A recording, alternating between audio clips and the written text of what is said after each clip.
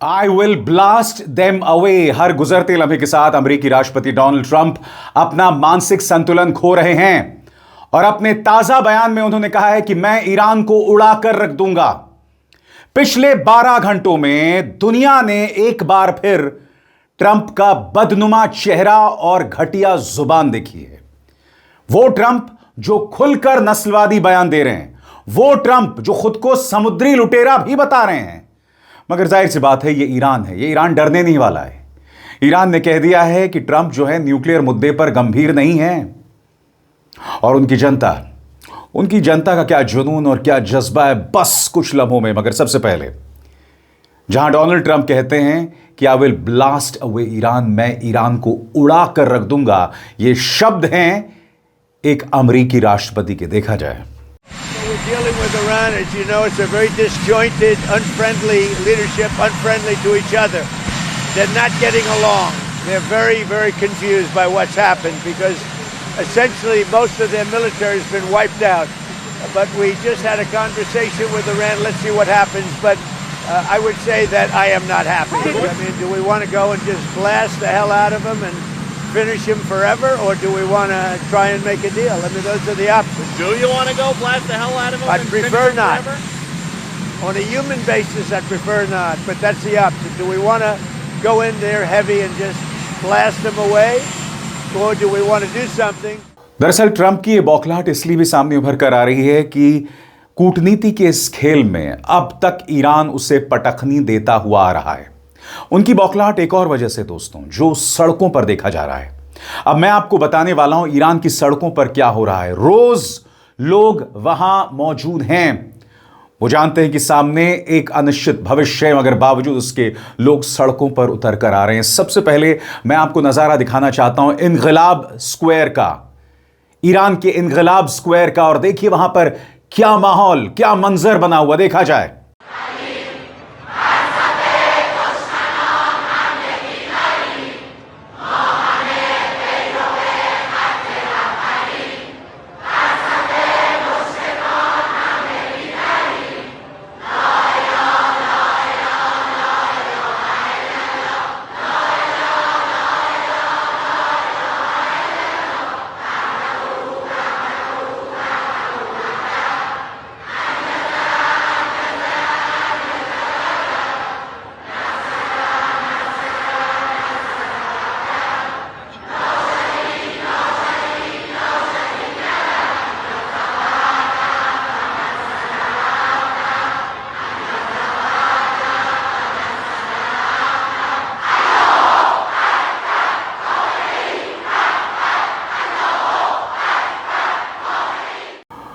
तो देखा आपने, इस जज्बे को शब्दों में बयान नहीं किया जा सकता। और बात वहां नहीं रुकती है। अब मैं आपको एक एक करके 4 वीडियोस दिखाने वाला हूं। क्या औरतें, क्या बच्चे, क्या बुजुर्ग, सब तेहरान की सड़कों पर, ईरान की अलग अलग जगहों पर निकले हैं अपनी सेना के हौसले में, अपने हौसले को शामिल करने। एक एक करके वो 4 वीडियोस जो बताते हैं कि ट्रंप से ईरान की जनता नहीं डरती। Allahu Akbar, Khamenei rahbar, Marg bar Amerika, Marg bar Israel, Marg bar Munafiq, Marg bar sazeshkar. Ne korkmak, ne kaçmak, Amerika'yla savaşmak. Hüseyin, Hüseyin şuarı ma, şehadet ver. Allahu Ekber. Khamenei rahbar. Marg bar Amerika. Marg bar Israel, Marg bar Munafiq, Marg bar sazeshkar. Ne korkmak, nə qaçmaq, Amerika ilə savaşmaq. Hussain Hussain शोआर मा शहादत और जहां तक अमेरिकी राष्ट्रपति Donald Trump की बात है, उनका ताजा बयान आपकी स्क्रीन पर, जिसमें वो कह रहे हैं कि ये जंग जल्द खत्म नहीं होने वाली और वो तेहरान के ऑफर से, प्रस्ताव से खुश नहीं है। ये व्यक्ति हर दूसरे दिन अपनी राय बदलता रहता है। याद कीजिएगा, पहले क्या कहा था, ये जंग जो है वो 3 हफ्तों में खत्म हो जाएगी। उसके बाद ये जंग एक तरह से कहा जाए अभी भी चली आ रही है। फिर यह कहा कि तेहरान जल्द घुटने टेक देगा, मगर अब ताजा बयान कि यह जल्द खत्म होने वाली जंग नहीं है। गौर फरमाएं आपके स्क्रीन पर, डोनाल्ड ट्रंप बार बार कह रहे हैं कि ईरान पर आर्थिक दबाव डालने वाली उनकी रणनीति काम करेगी। उनका दावा है कि स्ट्रेट ऑफ हॉर्मुज की नाकेबंदी से ईरान को करोड़ों डॉलर का नुकसान हो रहा है। वो ये भी कहते हैं कि ईरान के अंदर लोगों और संस्थाओं पर जो लगातार प्रतिबंध लगाए जा रहे हैं, उनका आर्थिक असर साफ दिख रहा है। ट्रंप को पूरा भरोसा है कि यह दबाव ईरान को बातचीत की टेबल पर लाएगा, और वो भी उनकी शर्तों पर डील करने के लिए।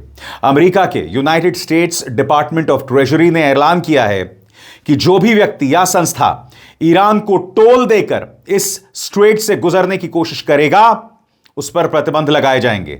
इसे गंभीर चेतावनी माना जा रहा है। वहीं United states department of state ने एक नया मैरिटाइम फ्रीडम कंस्ट्रक्ट घोषित किया है, जिसे United states central command control करेगा। यह असल में जहाजों का एक ऐसा समूह लगता है जो अमेरिका की शर्तें मानकर ही इस रास्ते से गुजर पाएगा। अमेरिकी नौसेना की सुरक्षा में बिना कोई टोल दिए। पूरा मामला काफी जटिल है, लेकिन यही तरीका है जिससे अमेरिका एक तरफ हॉर्मुज की नाकेबंदी जारी रखना चाहता है और दूसरी तरफ तेल की सप्लाई भी चालू रखना चाहता है, क्योंकि इसके रुकने से दुनिया की अर्थव्यवस्था पर बड़ा असर पड़ रहा है। यानी कि ईरान ने अपनी तरफ से कहा था कि जो भी जहाज स्ट्रेट ऑफ हॉर्मुज से गुजरेंगे, आपको टोल देना पड़ेगा, क्योंकि अमेरिका और इस्राइल ने ईरान के अंदर व्यापक तबाही मचाई है और ईरान उसका हर्जाना चाहता है, उसकी जो भरपाई चाहता है, और यही वजह है कि वो टोल चार्ज किया जा रहा है। अब अमेरिका यह कह रहा है कि जो टोल देगा उस पर हम प्रतिबंध लगा देंगे। मगर ईरान बहुत शांत स्वभाव में अमेरिका पर पलटवार कर रहा है। ताजा बयान उनके विदेश मंत्रालय की तरफ से आया है, जो कहता है कि US lacks serious approach on nuclear issue sanctions, says Iranian spokesperson. Ismail Baghaei ने कहा है कि अमेरिका परमाणु मुद्दे और प्रतिबंधों को लेकर गंभीर नहीं है। उन्होंने गुरुवार को एक टेलीविजन प्रोग्राम में ईरान और यूनाइटेड स्टेट्स के बीच चल रही बातचीत की ताजा स्थिति पर बात की। बागाई ने कहा कि पिछले 1.5 साल में जब भी ईरान ने अमेरिका के साथ परमाणु मुद्दे और प्रतिबंध हटाने पर बातचीत की, उसी समय अमेरिका ने ईरान के खिलाफ सैन्य कार्रवाई भी की और प्रतिबंध हटाने के बजाय और बढ़ा दिए। उन्होंने यह भी आरोप लगाया कि अमेरिका ने ईरानी जहाजों के खिलाफ समुद्री डकैती जैसे कदम उठाए हैं। उन्होंने जोर देकर कहा कि अमेरिका प्रतिबंध हटाने को लेकर गंभीर नहीं है और उसने अपनी पुरानी गलतियों से कुछ नहीं सीखा।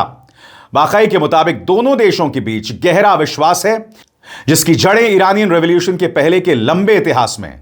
उन्होंने कहा कि अमेरिका चाहता है कि उसकी सारी कड़ी शर्तें मान ली जाएं, जबकि ईरान हमेशा अपने प्रस्ताव युद्ध खत्म करने और सीज फायर स्थापित करने के आधार पर देता रहा है। और सबसे बड़ी बात, डोनाल्ड ट्रंप जो हर गुजरते लम्हे के साथ अपनी भाषाई मर्यादा खो रहे हैं। अब ताजा बयान जिसमें वो खुद को समुद्री लुटेरा बता रहे हैं। कहते हैं बहुत मजा आता है जब आप ईरानी जहाजों पर कब्जा करते हैं और मेरे सैनिक उस पर चढ़ जाते हैं। फ्लोरिडा में उनका यह भाषण था, जनता तालियां पीट रही थी, सामने मैगा समर्थक थे। तो आप अंदाजा लगा सकते हैं कि ट्रंप के इस वाहियात बयान पर कितनी तालियां बज रही थी। देखा जाए। And there was no response. Turn your ship around. Evacuate your engine room immediately. And you see all these guys running out of there. Now, they're 5 miles away, and one shot into the engine room blew up the engine room. The ship stopped. They used tugboats, and then we landed on top of it. On top of everything else, we then land on top of it, and we took over the ship. We took over the cargo, took over the oil. It's a very profitable business. Who would have thought we were doing that? We're like pirates. We're sort of like pirates. स्वतंत्र और आजाद पत्रकारिता का समर्थन कीजिए, सच में मेरा साथी बनिए। बहुत आसान है दोस्तों, इस ज्वाइन बटन को दबाइए और आपके सामने आएंगे ये 3 विकल्प, इनमें से एक चुनिए और सच के इस सफर में मेरा साथी बनिए। मगर हकीकत यह है दोस्तों कि ट्रंप के अंध समर्थकों को छोड़ दें तो अधिकतर अमेरिकी, जिसमें उनके कई समर्थक भी शामिल हैं, वो ट्रंप से खुश नहीं है, चाहे ट्रंप कैसे भी तेवर अपनाएं। आपकी स्क्रीन पर अमेरिका के राष्ट्रपति ने ईरान के नए शांति प्रस्ताव से नाखुशी जताई है। उन्होंने कहा ये लोग ऐसी चीजें मांग रहे हैं जिनसे मैं सहमत नहीं हो सकता, और यह भी चेतावनी दी कि अगर अभी ही युद्ध खत्म नहीं कर दिया गया तो 3 साल बाद फिर वही समस्या खड़ी हो सकती है। अमेरिका ने जहाज रानी कंपनियों को चेतावनी दी है कि अगर वो स्ट्रेट ऑफ हॉर्मुज से गुजरने के लिए ईरान को कोई टोल या फीस देते हैं तो उन पर वॉशिंगटन की तरफ से प्रतिबंध लग सकता है। मगर जो बुरी खबर ट्रंप के लिए आ रही है वो ये, वॉशिंगटन पोस्ट, एबीसी, इप्सॉस के नए सर्वे के मुताबिक अमेरिका में 61% लोगों का मानना है कि ट्रंप का ईरान के खिलाफ सैन्य बल इस्तेमाल करना गलत फैसला था। मगर जैसे मैंने बताया ना, ये व्यक्ति अपना आपा खो रहा है। आप जानते हैं अमेरिका के अंदर ऐसे कई नेता हैं जो उनके ईरान युद्ध का विरोध कर रहे हैं, जिनमें से एक इल्हान ओमर हैं जो कि सांसद हैं, महिला सांसद हैं अमेरिका के अंदर। इल्हान ओमर पर हमला करने के चक्कर में इन्होंने सोमालिया को एक गंदा देश बता दिया, और यह भाषा एक अमेरिकी राष्ट्रपति की है। मैं चाहूंगा आप सुने ट्रंप किस तरह से अपना आपा खो रहे हैं। यह बता रहा है कि इस व्यक्ति का मेंटल डिटीरियोरेशन हर गुजरते लम्हे के साथ बढ़ रहा है और यह बहुत खतरनाक है। सुना जाए। I mean, look at the wonderful country. It's a beautiful country. You should try it sometime. Somalia. It's a beautiful place. It's got no government. It's got no military. It's got no anything. It's got one thing that's really strong: crime. It's got a lot of crime. They have no police. All they do is run around shooting each other. It's filthy dirty, disgusting dirty. It's a horrible place. They come here, and Ilhan Omar, you ever hear of her? She heads it. And think of it. They have nothing but crime, poverty, pollution. Everything is horrible over there. Nothing good. They say it's the worst country anywhere in the world, that we got some beauties out there, but it's the worst. And then she comes here from Somalia, and she tells us how to run the United States of America. She says, the Constitution gives me certain rights, and I demand that I be given these rights. Get the hell out, what a phony.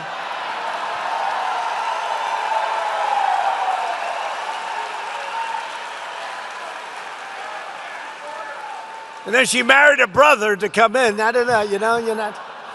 But I would imagine they're looking at her. I have nothing to do with it. सबसे बड़ी बात दोस्तों, ये शख्स पूरी तरह से paranoid है। कह रहा है कि बेशक तेल के दाम बढ़ रहे हैं, मगर हम इस बात की इजाजत नहीं दे सकते कि ईरान के पास परमाणु बॉम्ब आए। और ईरान और न्यूक्लियर बॉम्ब, उसमें जमीन आसमान का फर्क है। कोई एजेंसी नहीं कह रही है कि ईरान के पास परमाणु बॉम्ब है, और यहां ट्रंप कह रहे हैं कि ईरान के परमाणु बॉम्ब से न सिर्फ इस्राइल बल्कि यूरोप और उसके बाद अमेरिका के लिए खतरा है। यानी कि कुछ भी अनाप शनाप कहो, कुछ भी वाहियात बकवास करो। सुना जाए। I'm dealing with some quite brutal people right now in the lovely country of Iran. They are very brutal, and I will tell you, we're doing very well. You cannot give Iran a nuclear weapon. It's all like this. You can. Because they would use it on a place called Israel very quickly, and they would use it in the Middle East, and they'd use it in Europe, and I guess we'd be next, and it's not going to happen. Don't worry about it. We've taken apart. इस बीच Iran ने साफ तौर पर कह दिया है कि हम अमेरिका के साथ बातचीत करने को तैयार हैं, मगर जो अमेरिका की एक्सपेंशनिस्ट सोच है, यानी विस्तारवादी सोच, जिसमें वो सब पर कब्जा करना चाहते हैं, हम उसके खिलाफ हैं और अमेरिका को उसे बदलना पड़ेगा। आपके स्क्रीन पर ईरान के विदेश मंत्री अब्बास अराक्ची और उनका ताजा बयान प्रेस टेलीविजन के मुताबिक Iran foreign minister Abbas Araghchi says Tehran remains open to diplomacy with the US if Washington changes its expansionist approach and threatening rhetoric. यानी कि अपने धमकी भरे तेवर को आपको टालना पड़ेगा, हटाना पड़ेगा। आपका जो एक्सपेंशनिस्ट सोच है यानी विस्तारवादी, सब पर कब्जा कर लेना, यह आपको त्यागना पड़ेगा। मगर डोनाल्ड ट्रंप के तेवर से लग नहीं रहा दोस्तों कि यह बातचीत होने वाली है, क्योंकि डोनाल्ड ट्रंप दुनिया को यह बताना चाहते हैं कि यह बातचीत हो रही है अमेरिका की शर्तों पर, क्योंकि वो कह चुके हैं हम जानबूझकर उन पर आर्थिक दबाव बनाना चाहते हैं ताकि ईरान डरकर बातचीत की मेज पर आ जाए। अब आप पंगा ले रहे हो ईरान से, सड़कों पर उसकी जनता है। ट्रंप को ऐसा लग रहा है कि ईरान पर इकोनॉमिक प्रेशर डालकर वो ईरान को झुका पाएंगे। अरे भाई, ईरान पर आपने सैंक्शंस आज से नहीं 1979 से लगाए हुए हैं। क्या वो देश झुका? हकीकत यह है। मगर ट्रंप को भी पता है कि अगर अमेरिका के अंदर थोड़ा सा इकोनॉमिक प्रेशर बढ़ा और जनता सड़कों पर उतरी तो उनकी मुश्किल हो जाएगी। यह एक अलग फितरत का देश है, यानी कि ईरान, उसे आप झुका नहीं सकते हैं। वो एक अरसे से इकोनॉमिक सैंक्शंस का सामना कर रहा है। आपको क्या लगता है इस ताजा संकट के बाद अगर वहां पर एक आर्थिक तूफान आ भी गया तो वहां की जनता जो है वो उसका सामने करने को तैयार है? मगर ट्रंप में वो हिम्मत नहीं है। वो सिर्फ दादागिरी कर सकते हैं, वाहियात बयान दे सकते हैं, मगर ईरान की जनता और ईरानी शासन झुकने को तैयार नहीं है। अभिसार शर्मा को दीजिए इजाजत। नमस्कार।